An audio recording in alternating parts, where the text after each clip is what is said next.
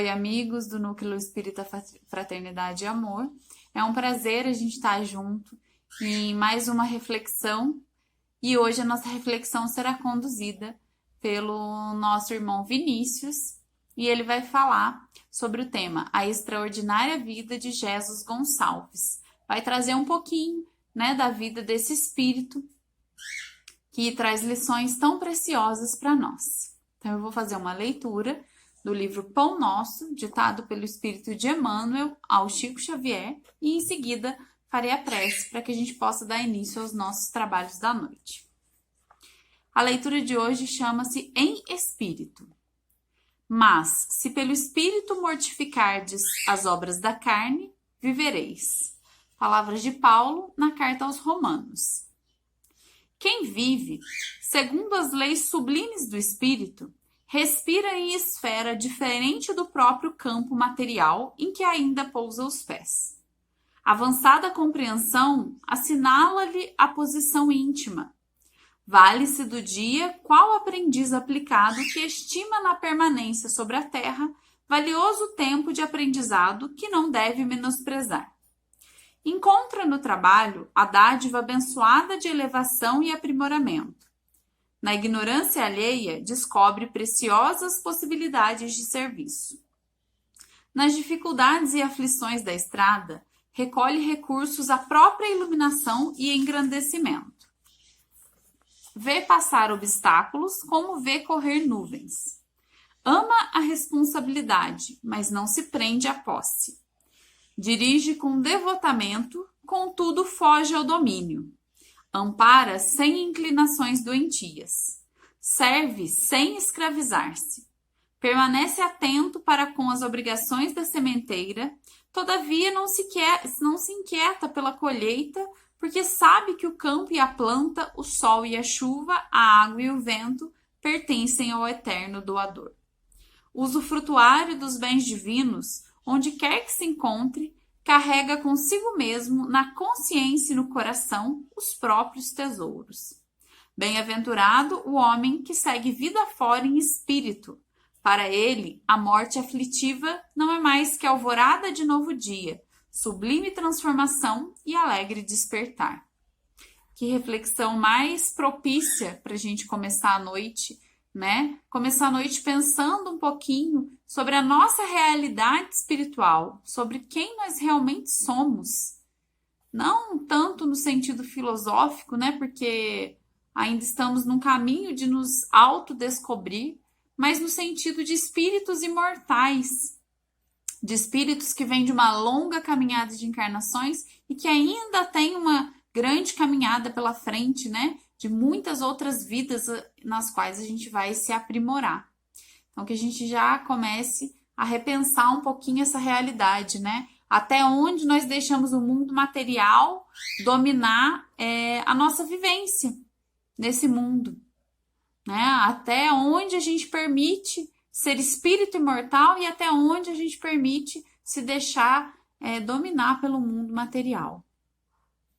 Então, vamos fazer a nossa oração para que a gente possa dar início aos trabalhos dessa noite.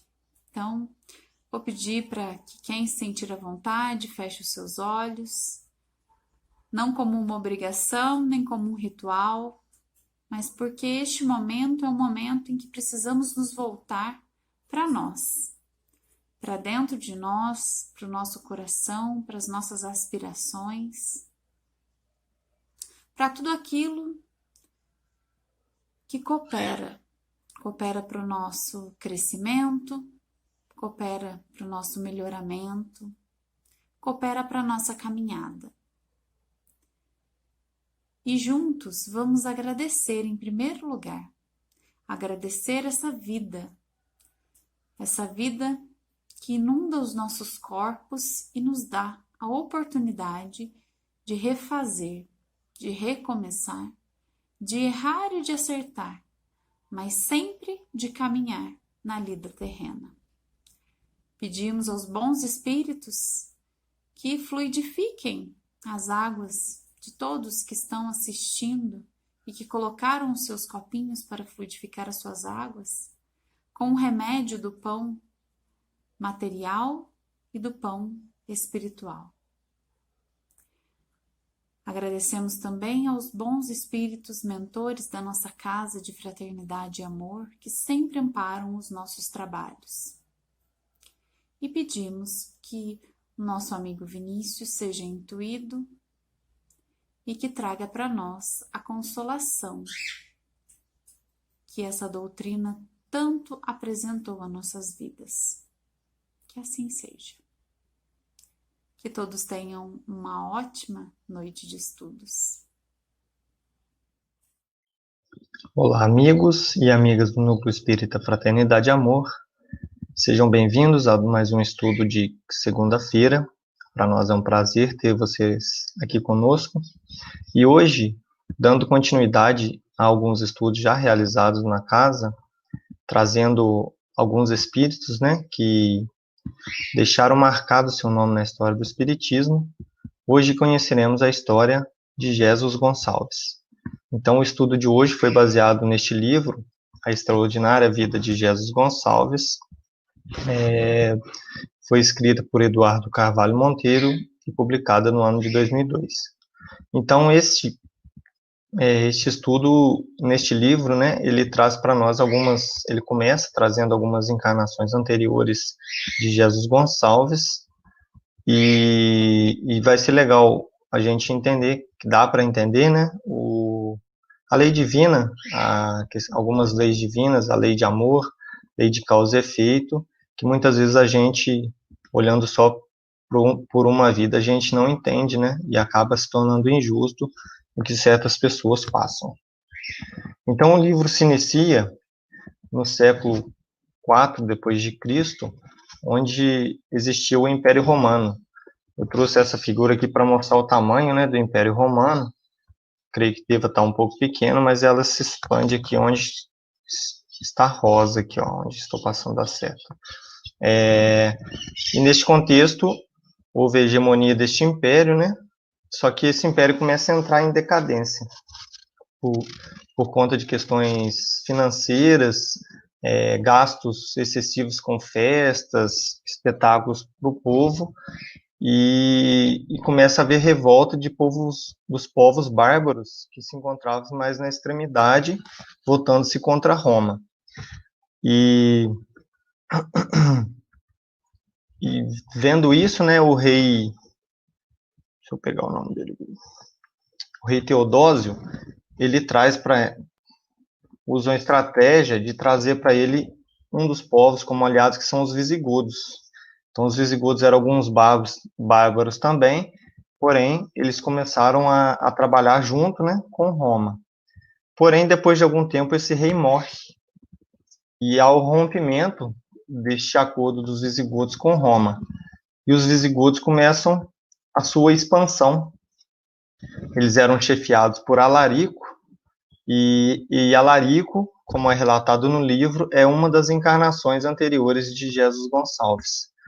E para a gente conhecer um pouquinho, né, Alarico ele foi treinado, né, no exército romano, onde ele adquiriu experiência e os conhecimentos de táticas de guerra, e os visigodos começam, com essa experiência, chefiados por Alarico, a sua expansão,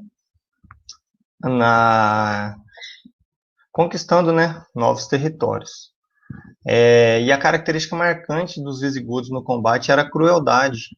Por onde eles passavam havia muito rastro de sangue, saques, crianças órfãos, maus tratos com as mulheres. Então, os povos, né, que eram tomados por eles ficavam bastante marcados por essa crueldade. E ele resolve, no ano de 408, fazer o cerco de Roma. Né? Ele vai lá e fecha Roma, onde ele tenta por 2 anos uma conciliação, tentando algum cargo mais alto em Roma, porém sem êxito. Então, depois de 2 anos, ele resolve invadir Roma. Só que antes dessa invasão acontece algo inesperado. Em Roma, existia o bispo de Hipona, que se encontrava em Roma, que é o Agostinho. Para a gente, hoje, né, é o Santo Agostinho. E Santo Agostinho Santo Agostinho, ao perceber que Roma seria invadida e que não teria chance, pois o exército visigodo era muito superior, e sabendo dessa característica do exército, sai, né, de Roma, da província romana, e vai até onde se encontra o exército dos visigodos. Ali ele é muito humilhado pelos soldados, onde até o Alarico mesmo já manda que matem, que não queria nem falar com ele, né? Porém, naquela época acreditava, né, que trazia má sorte matar uma pessoa da parte religiosa, né? Então ele acaba conseguindo esse diálogo com Alarico, onde até eu coloquei a imagem, porque no livro retrata que ele com um magnetismo muito profundo, né, que seria essa calmaria, e o e o Alarico com essa visão, com esse ódio. E essa magnitude que acaba entrando dentro de Alarico até o impede de pegar a espada dele e acabar com a vida de Agostinho. E durante este diálogo, Agostinho se mostra muito resignado, né, com sua fé, e ele pede clemência para as crianças e as mulheres e também aos templos cristãos. E acaba que Alarico de imediato já não corresponde, fala que ele é o Deus mais forte que ele veria em todos os tempos. E o que esse acontecimento inesperado foi que durante a invasão nenhum templo cristão foi sequer tocado. E as pessoas romanas, ao perceberem isso, acabam se refugiando, né, dentro das igrejas. E com os anseios de novas conquistas, ele acaba não ficando muito tempo em Roma, e na tentativa de invadir a África, ele acaba falecendo. Outra encarnação tratada no livro é a encarnação do cardeal Richelieu, que acontece na França no século XVI, onde ele consegue o cargo de primeiro-ministro, né, se tornando o homem mais poderoso da França, mais poderoso até que o rei. E nessa sua encarnação também, ele tem alguma melhora, né, na parte moral, porém ele ainda tem alguns deslizes, porque ele era muito firme quanto ao seu posicionamento do governo, e as pessoas que eram opositoras tinham mortes muito cruéis, então guilhotina, mutilações, e ele acaba nessa encarnação adquirindo alguns tumores pelo corpo, que ainda na época não era conhecido, que a gente pressupõe ser hanseníase, na época lepra, né? E esses tumores vão progredindo, ele perde o movimento do braço, e chegando até na evolução dessa doença, aí ele não conseguir nem se mexer, né, se levantar. E ele vem a desencarnar em 1642. Já desencarnado, tem só um erro ali, um R a mais, retorno à parte espiritual. Já desencarnado, ele consta, né, no livro que ele teve 2 encarnações compulsórias, onde ele teve essa lepra novamente, para tentar minimizar um pouquinho os impactos do seu perispírito. E depois disso, né, quando a gente vai para o plano espiritual, normalmente a gente já tem noção dessa verdadeira vida, a gente começa a se arrepender, então ele vem com esses propósitos regenerativos, né, de mudanças. Ele participa de cursos de evangelização e trabalha no atendimento. E certo dia, o benfeitor da colônia espiritual onde ele se encontrava o chama para um diálogo. E ele já inicia essa história narrada no livro, contando a história da ave, que eu vou pedir licença para ler, porque se eu contando não sou muito bom, pode ser que eu perca algum item importante. Então ele começa assim: ao ser criado o mundo e seus habitantes, uma ave estava insatisfeita com as suas condições de inferioridade, pedindo uma audiência ao Senhor Supremo.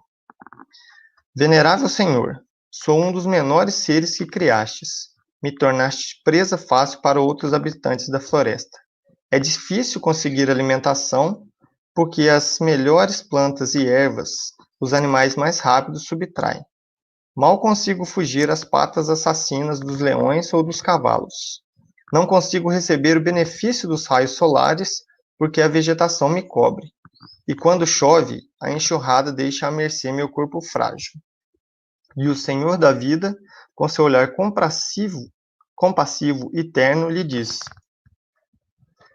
um pai que ama e quer bem a seus filhos procura fornecer os melhores cenários e roupagens necessários para a sua vida. Este pai nunca colocaria em ombros frágeis cruz impossível de ser suportada.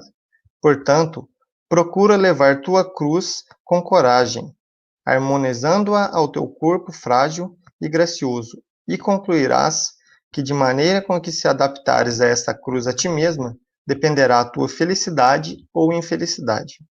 A pequena ave sai mais confortada, porém não compreende a profundidade da lição. Certo dia, após uma tempestade intensa, a ave procura pequenas elevações para proteger-se, e até onde era seguro para ela, começou a ser perigoso. Desesperada ante o iminente perigo, e tendo esgotado todas as suas forças, arrastando-se pelo chão, eis que, instintivamente, ela começa a bater suas asas e percebe que está começando a voar, conseguindo a proteção nos galhos de uma árvore. Ali começa a refletir o que o Senhor da vida lhe disse.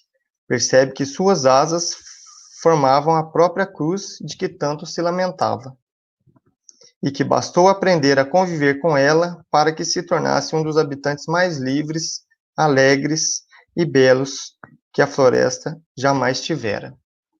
Eu acho que aqui já cabe uma reflexão, né?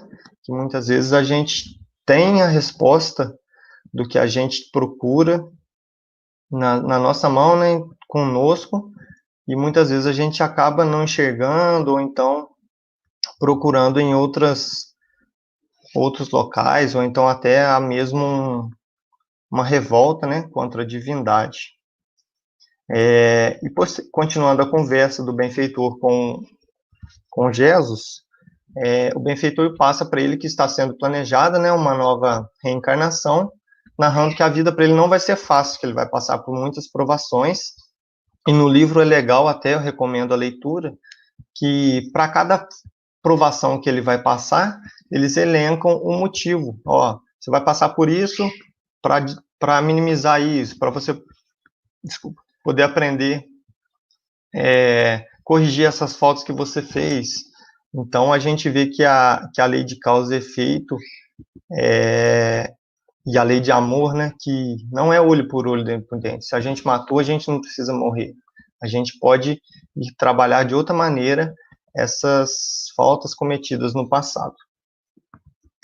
E durante a conversa também ele fala que ele tem recebido uma prece constante de um espírito protetor que ele adquiriu em encarnações anteriores. E ele fica assustado, né? Porque para ele só teria cometido atos cruéis, né?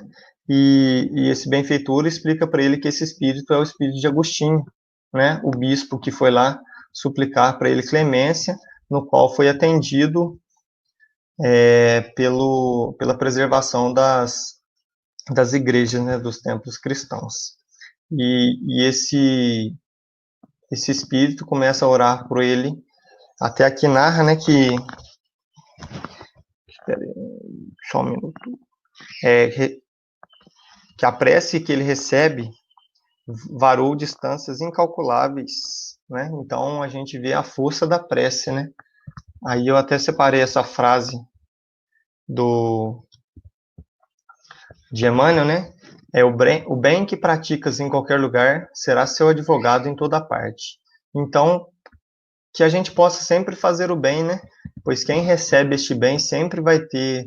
Não que a gente queira fazer com a com o intuito de receber algo em troca, né? Mas que essa prática do bem possa ser uma constante no nosso dia a dia, e é o que Jesus veio nos ensinar, né? Fazer o bem e a prática do amor ao próximo. Aí agora já chegando na encarnação de Jesus, né? Após este diálogo com o benfeitor, tem a sua encarnação, que acontece no dia 12 de julho de 1902. Ele era filho de Josefa Mendes e João Gonçalves. Sua aprovação se inicia aos 3 anos com o desencarne de sua mãe. Então, aos 3 anos, ele já começa a ver que a sua vida não seria fácil, né? Então, aos 3 anos, sua mãe desencarna e seu pai trabalha na lavoura. E aí, por ele já não possuir a mãe e o pai ter que trabalhar, né? Seu tio Antônio Arruda e sua tia Luzia Trindade, que ficam responsáveis pela criação de Jesus.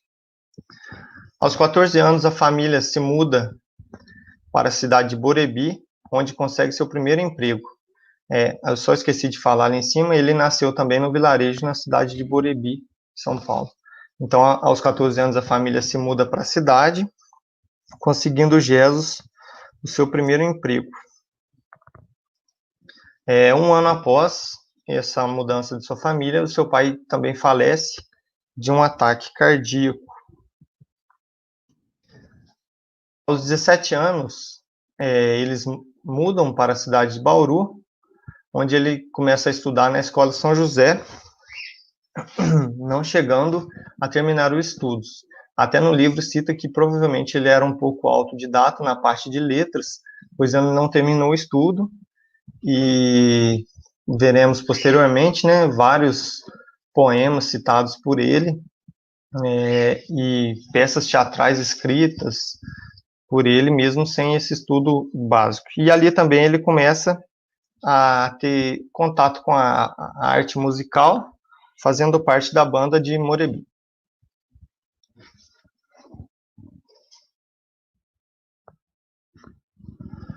Aos 20 anos, ele consegue um emprego de tesoureiro na prefeitura de Bauru, e ali ele casa com Teodomira de Oliveira. Teodomira era viúva e já tinha 2 filhas. Do matrimônio dos dois, eles tiveram mais 4 filhos.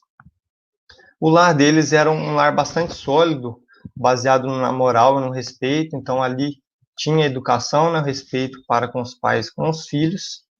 Porém, a vida de Jesus, né, como a gente falou antes, não seria uma vida fácil. Em 1930, sua esposa tem tuberculose e vem a falecer, deixando Jesus e os 6 filhos, né, os 2 que já eram de Teodomira e os 4 em que tinham do matrimônio, para que ele criasse. Apesar das dificuldades, né, que a vida impôs, ele destacava na vida social em Bauru. Ele participa da banda da prefeitura e começa as atividades teatrais atuando como ator e diretor.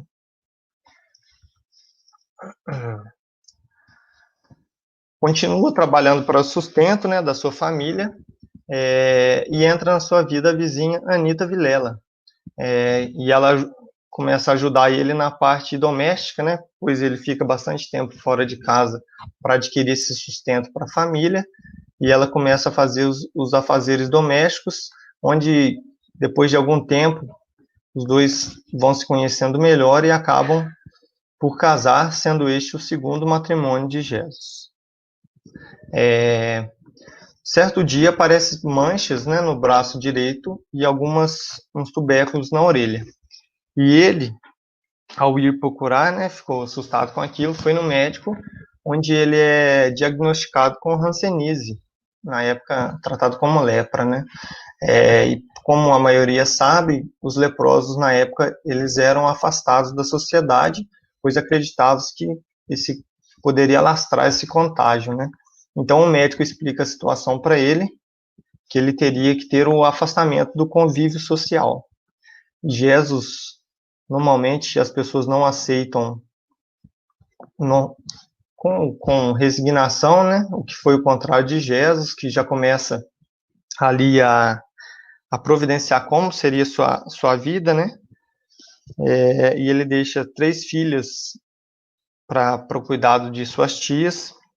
Então, 3 de suas filhas ficam por cuidado de sua tia, e ele desloca com a sua família para uma casa cedida pela Câmara Municipal.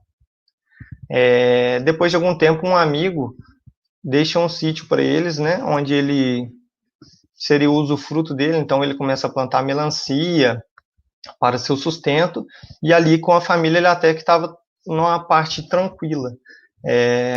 Porém, depois de algum tempo, é criado o Asilo Colônia de Aimorés, que é um leprosário, né, um local onde os leprosos teriam que conviver afastados da sociedade, e chega nesse sítio um veículo da prefeitura falando que ele teria que acompanhar eles até esse leprosário.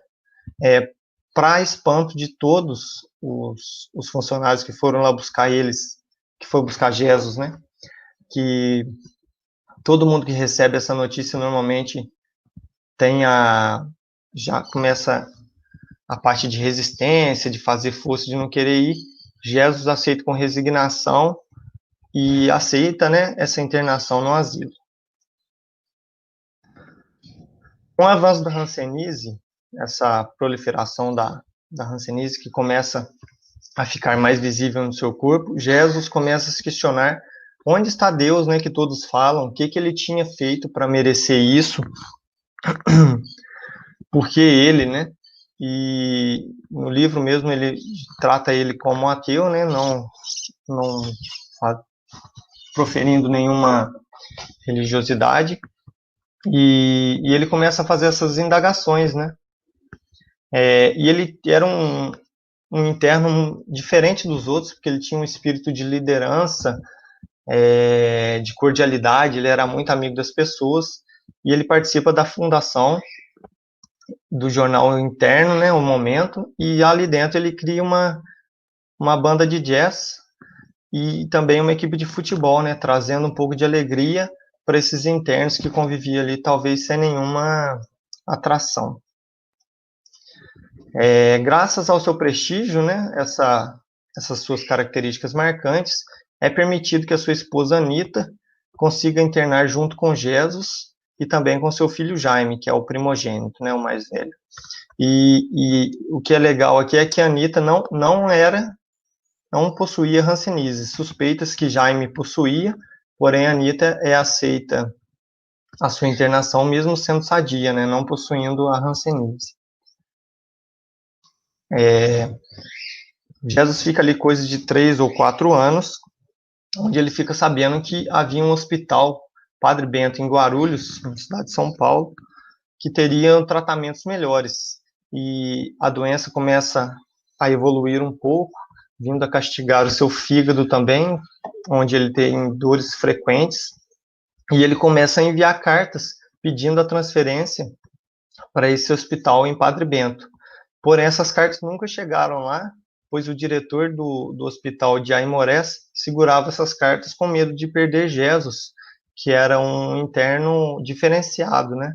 E ele, suspeitando disso, pede a seu filho Jaime que entregue essa carta pessoalmente, onde ele consegue com êxito a entrega dessa carta, e passado algum tempo, chega uma ambulância para a transferência de Jesus para Padre Bento.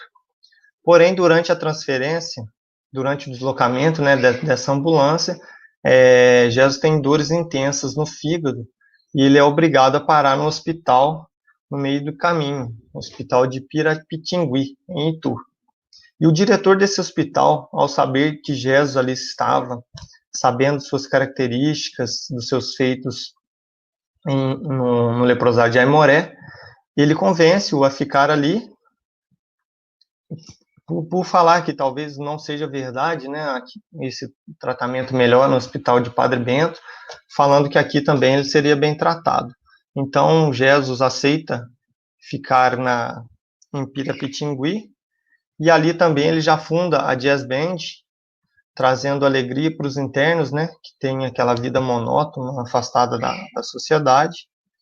E ele auxilia na fundação de uma estação de rádio, a Rádio Clube de Pirapitingui, onde o livro narra que ela existe até hoje, e fundou também um jornal interno, Nosso Jornal.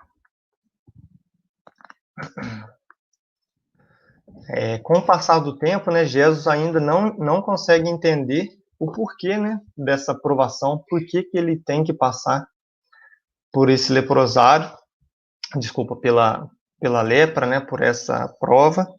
E até tem uma amiga dele no leprosário, a Isabel Laureano Ninita, que era adepta ao espiritismo, que narra que presenciou Jesus em uma conversa com a imagem de Jesus, onde ele fala: olhe para essas criancinhas leprosas, sem pés, sem dedos, sem mãos. Que mal fez ela para castigares impiedosamente? Cristo, responde-me, onde está o teu cantado amor pelos homens, pelas crianças? Então, Jesus se demonstrava sem entender, né, por que certas pessoas teriam que passar por isso. E essa sua amiga Ninita, que já tinha esse conhecimento do Espiritismo, tentava passar alguns ensinamentos para Jesus, porém ele não assimilava ainda, ou não queria, né? E em 1943, falece a sua esposa, né, Anita Vilela, falece depois de 2 anos juntos de um câncer no útero. E este começa, né, a marcar essa mudança da trajetória na vida de Jesus, porque no seu velório, durante o velório, a nora de Jesus, que era médium, ela começa a ter um fenômeno mediúnico, dizendo que o espírito de Anita Vilela estava ali presente. E ali já as pessoas com o intuito de acalmar ela, pois ela oscilava muito durante essa comunicação mediúnica e o estado dela, então ela oscilava nisso. Eles começavam a dar passes e água fluidificada para ela, e em um certo momento ela consegue, né, passar a voz do Espírito dizendo para o Jesus: velho, não duvides mais, Deus existe. E com a voz característica, isso espanta um pouco Jesus, que de imediato não acredita, né, até fala para essa Ninita que isso seria feitiçaria, e porém esse seria o comecinho, acho que seria o estopim, né, da mudança de Jesus, né? E a estrada de Damasco, né, que seria a aparição de Jesus para Jesus, para mim se inicia ali, onde depois desse ocorrido no velório, Jesus pega um livro, O Céu e o Inferno, de Allan Kardec, e começa a ler, e depois de alguns dias depois dessa leitura, ele é acometido de muita dor no fígado, dor até muito mais intensa do que as costumeiras. E ele resolve falar com Deus. Foi: Deus, se é verdade mesmo que o Senhor existe, que o Senhor é bom, ele pega um copo d'água, põe assim: vou deixar esse copo d'água aqui, vou dar 5 minutos para o Senhor agir nessa água para me curar a dor. Aí ele espera os 5 minutos, depois que ele vai tomar água, ele percebe que a água está com gosto ruim.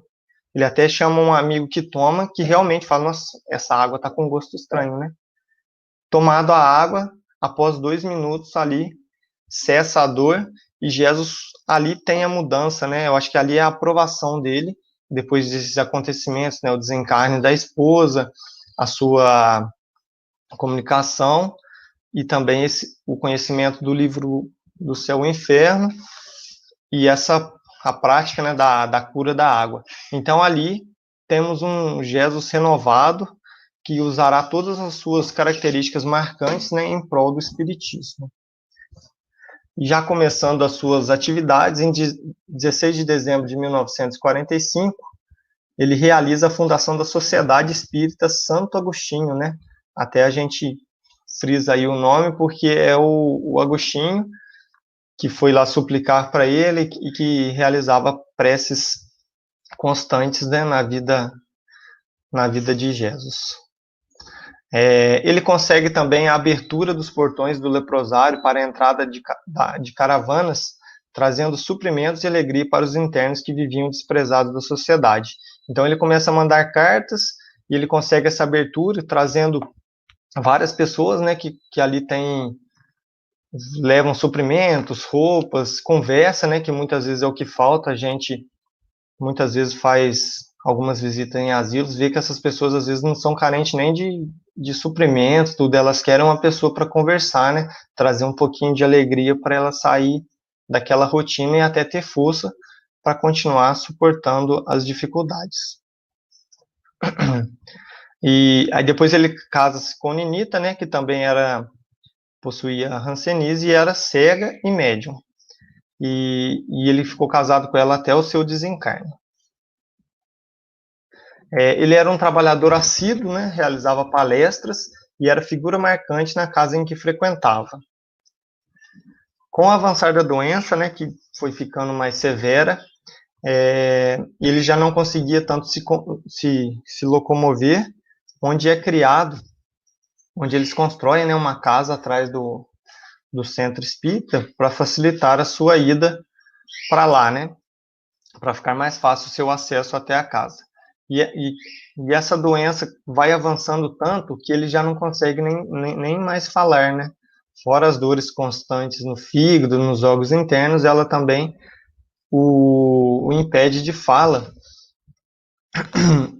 Aí acontece algo que o pessoal lá achou bem extraordinário, né? Que todo mundo sabia que ele não conseguia falar e ele se faz presente numa palestra onde a espiritualidade age nas suas cordas vocais, no laríngeo, né? E no comecinho ele consegue falar um pouquinho rouco, depois sua voz fica suave. Isso se aconteceu coisa de 20 dias antes do seu desencarne, mais ou menos.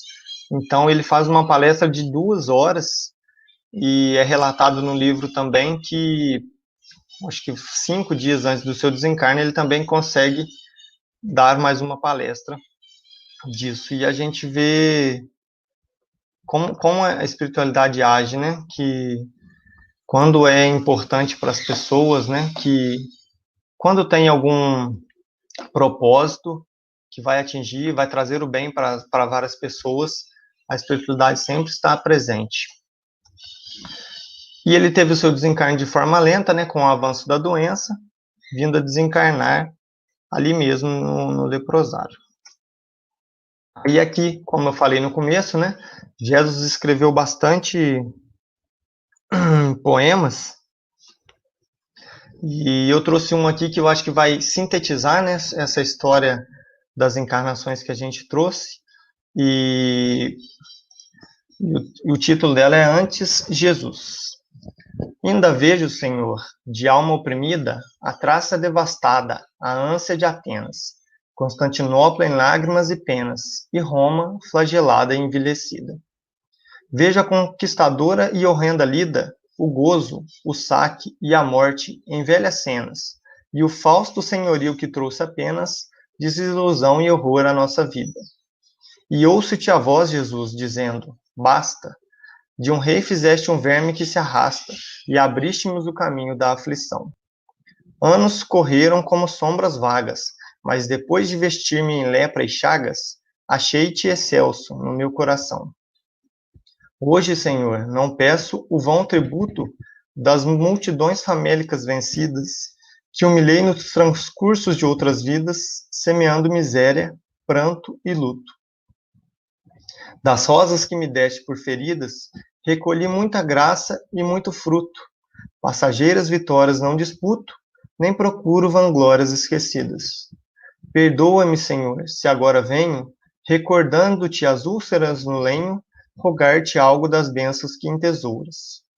E que eu possa, feliz com o dom divino, socorrer os irmãos do meu destino no turbilhão das chagas redentoras. Então, acho que essa foi a história, né, de Jesus Gonçalves, e que esse estudo possa ser um aperitivo, né, para que a gente tem mais obras dele, tem um livro que ele escreveu só de poemas. Então, que esse estudo possa instigar a gente a procurar um pouquinho mais sobre a vida desse espírito, né, que esteve aqui, que conseguiu, né, essa mudança. Eu acho que foi uma encarnação meritória, né, de sucesso, e que a gente também possa se inspirar nele, procurando saber qual é o real motivo, né, da nossa encarnação aqui, e mudando as nossas atitudes, não batendo de frente, né, não só questionar, não se revoltar quanto à divindade, quanto às dificuldades que venhamos a passar. E para encerrar, né, eu trouxe um trecho do Evangelho segundo o Espiritismo, que está no capítulo 5, que trata dos bem-aventurados os aflitos, subtítulo é motivo de resignação.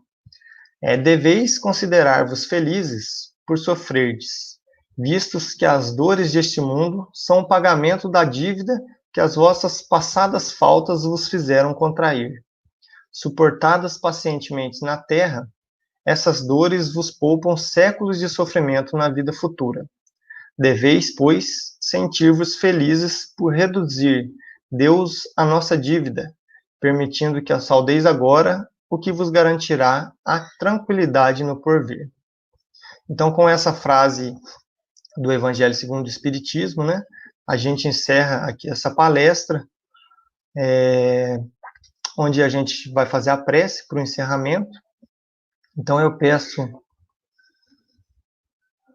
para quem se sentir confortável, que possa fechar os olhos, agradecendo ao Pai pela oportunidade de mais um dia encarnados, agradecer por todas as dificuldades, por todas as alegrias, por todos os momentos que fazem parte da nossa vida.